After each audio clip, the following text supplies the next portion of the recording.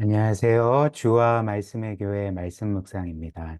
오늘은 요한복음 3장 19절부터 21절까지의 말씀을 함께 묵상해 보도록 하겠습니다. 예수님은 지난 시간 우리가 살펴본 요한복음 3장 13절부터 18절의 말씀에서 자신을 이 세상의 유일한 구원자로 말씀하셨습니다. 특별히 예수님은 구약의 한 사건을 예로 들면서, 즉 광야에서 높이 들린 놋뱀을 말씀하시면서 내가 그 놋뱀처럼 나무에 달려 올려져야 할 거다, 이렇게 말씀을 하셨습니다. 요한복음 3장 14절 15절 한번 보십시오. 모세가 광야에서 뱀을 든 것 같이 인자도 들려야 하리니 이는 그를 믿는 자마다 영생을 얻게 하려 하심이라. 민수기에서 보는 것처럼 이 노뱀은 당시 이스라엘 백성이 하나님께 반역하여 그 죄의 결과로서 받은 죄의 저주였습니다. 형벌이었던 거죠. 그리고 이 노뱀을 장대에 달았다는 것은 그들의 죄의 저주가 사형 선고를 받고 죽었음을 의미하는 거죠. 그래서 그들이 그 노뱀을 바라보고 구원받지 않았습니까? 근데 예수님은 자신을 가리켜서 이렇게 광야에서 높이 들린 노뱀에 비유하셨습니다. 무슨 말씀일까요? 이 노뱀이 이스라엘 백성이 받은 죄의 저주였던 것처럼 예수님은 우리 대신 우리의 죄의 저주가 되셨다는 거죠. 우리의 죄 자체가 되셨다는 것입니다. 즉, 그분이 우리의 모든 죄짐을 짊어지시고 십자가에서 죽으심으로 우리의 모든 죄의 저주를 끝내시고 우리에게 영생을 주셨음을, 이런 구원자이심을 우리에게 말씀해 주셨던 거죠. 그리고 이어서 예수님은 오늘 본문 말씀처럼 자신을 빛으로 말씀하셨습니다. 19절 말씀 보십시오. 그 정죄는 이것이니 곧 빛이 세상에 왔을 때 사람들이 자기 행위가 악함으로 빛보다 어둠을 더 사랑한 것입니다. 예수님은 자신이 이 세상에 오실 때 빛으로 오셨다, 이렇게 말씀하셨습니다. 그리고 이는 요한복음 1장에도 우리에게 알려주는 사실인데요. 동일한 사실이 기록되어 있습니다. 요한복음 1장 3절부터 5절, 요한복음의 프롤로그죠. 한번 보십시오. 만물이 그로 말미암아, 즉 예수 그리스도로 말미암아 지은 바 되었으니 지은 것이 하나도 그가 없이는 된 것이 없느니라. 예수께서 창조주이심을 알려주는 말씀입니다. 또 4절, 그 안에 생명이 있었으니, 즉 예수님은 온 세상 만물의 창조자이실 뿐만 아니라 모든 살아있는 것의 생명의 근원이신 거죠. 네, 이어서 이 생명은 사람들의 빛이라. 빛이 어둠에 빛이 돼 어둠이 깨닫지 못하더라. 예수님은 창조주시고 또 생명의 근원이시고 우리의 구원자이실 뿐만 아니라 우리의 빛이라라고 말씀을 하십니다.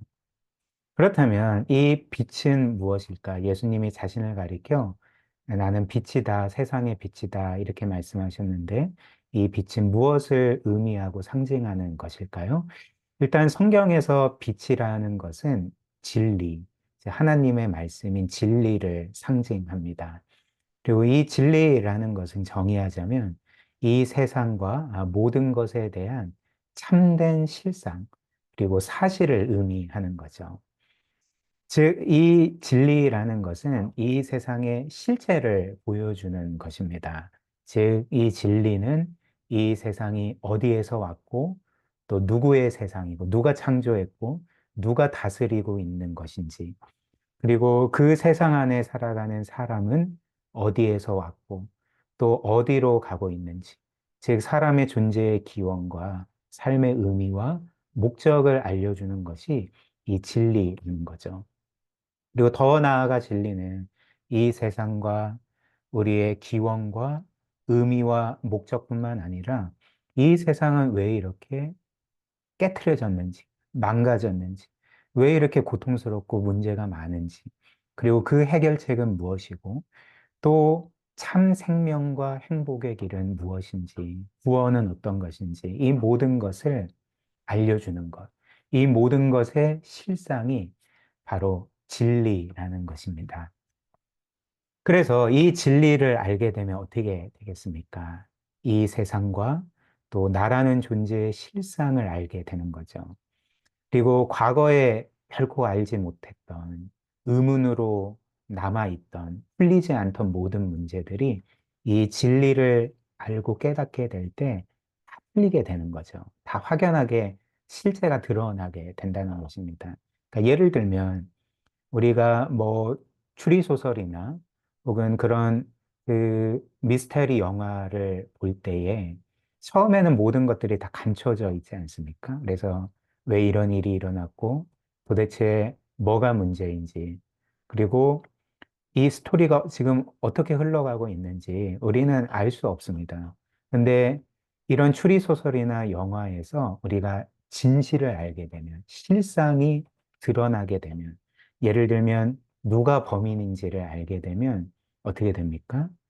과거에 감춰졌던 모든 것들이 풀려지는 거죠. 드러나는 거죠. 모든 게 다 이해가 되게 된다는 것입니다.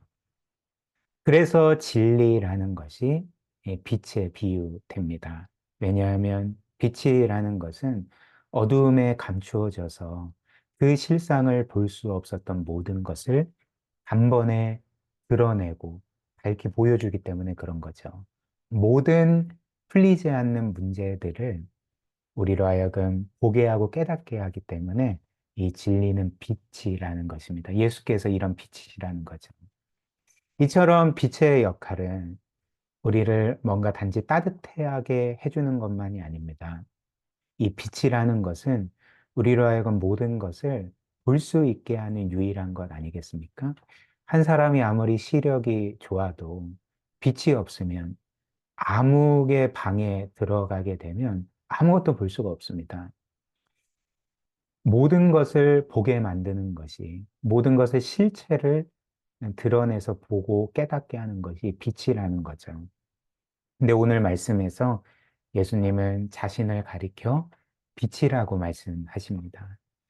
무슨 의미일까요? 예수님은 죄로 인해서 철저한 영적인 어둠 가운데 있는 사람들에게 진리의 빛을 비추신다는 거죠. 그래서 그 어둠 가운데 있던 사람들, 영적으로 눈먼 사람들이 사람이 마땅히 보아야 할, 깨달아야 할 모든 실상들을 보게 만드시고 깨닫게 만드신다는 것입니다. 이것이 바로 빛이신 주님이 우리에게 행하시는 일이라는 거죠.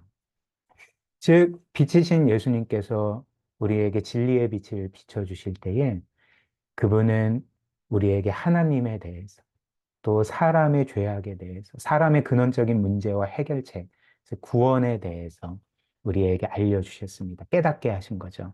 무엇보다도 죄인들인 우리를 향한 하나님의 사랑에 그 놀라운 사랑에 대해서 빛을 비추시고 깨닫게 하셨던 것입니다. 그래서 그 중에 한 가지 예를 들면 우리가 지난 시간에 살펴본 요한복음 3장 16절인 거죠. 하나님이 세상을 이처럼 사랑하사 독생자를 주셨으니 이는 그를 믿는 자마다 멸망하지 않고 영생을 얻게 하려 하심이라. 주님은 빛을 비춰 주셨습니다. 우리에게 하나님에 대해, 우리에 대해, 세상에 대해서 깨닫게 해주셨습니다. 그것이 무엇일까요? 일단 창조주 하나님께서 이 세상을 지극히 사랑하신다는 것. 하나님이 세상을 이처럼 사랑하사 우리를 너무나도 사랑하신다는 것. 그리고 우리는, 그 사랑을 받는 우리는 죄로 인하여서 멸망당해야 된다는 것. 그런 비참한 운명을 가지고 살아간다는 것.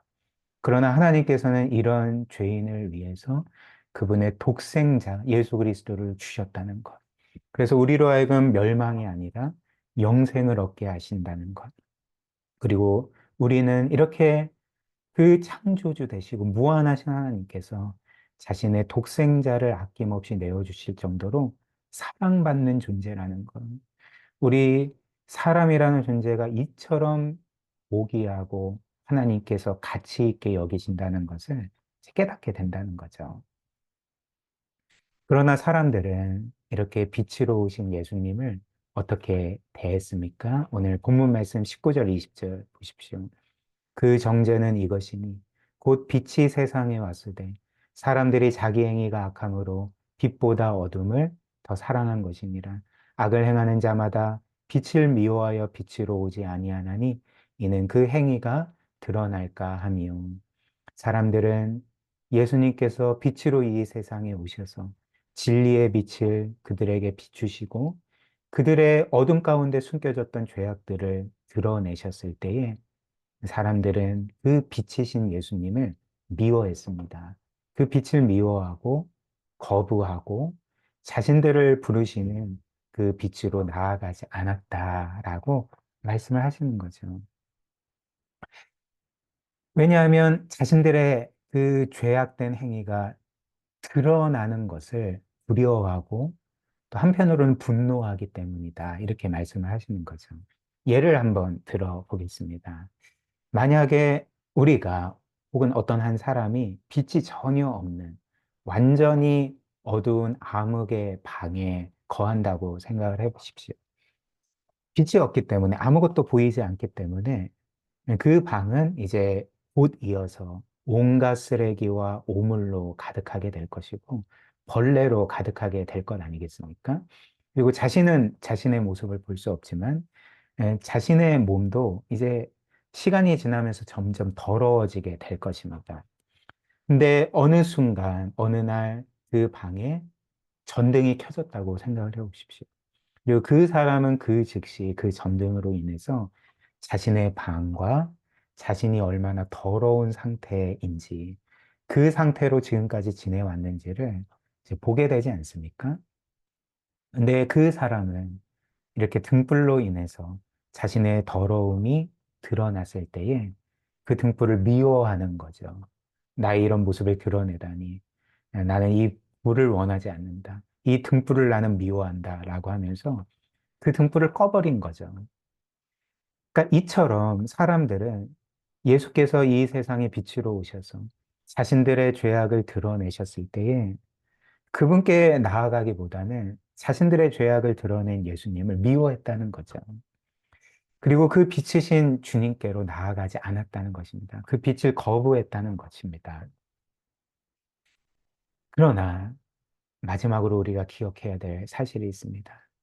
이처럼 자신의 드러난 죄 때문에 빛이신 예수 그리스도를 미워하여 그분께 나아가지 않는 사람들이, 즉 아직 구원받지 못한 사람을 의미하죠. 혹은 이미 그리스도를 믿고 구원을 받았지만 우리가 살면서 경험하는 것처럼 이후에 우리가 지은 우리의 크고 많은 죄악들 때문에 그래서 그것이 두렵고 또 너무나도 나의 죄 때문에 하나님께 죄송하여서 그리스도께 나아가지 못하는 사람들이 있지 않습니까? 이렇게 자신의 죄 때문에 그리스도를 미워하든지 그리스도를 두려워하든지 그리스도께 죄송스러운 마음이든지 이렇게 그리스도께로 자신의 죄 때문에 나아가지 못하는 사람이 있다면 성경은 그가 기억해야 될 사실이 있다라고 말씀을 한다는 것입니다. 그 사실이 무엇일까요? 그것은 그 빛이신 우리 구주께서 우리 주님께서 이런 죄인들인 우리의 유일한 구세주시라는 것입니다.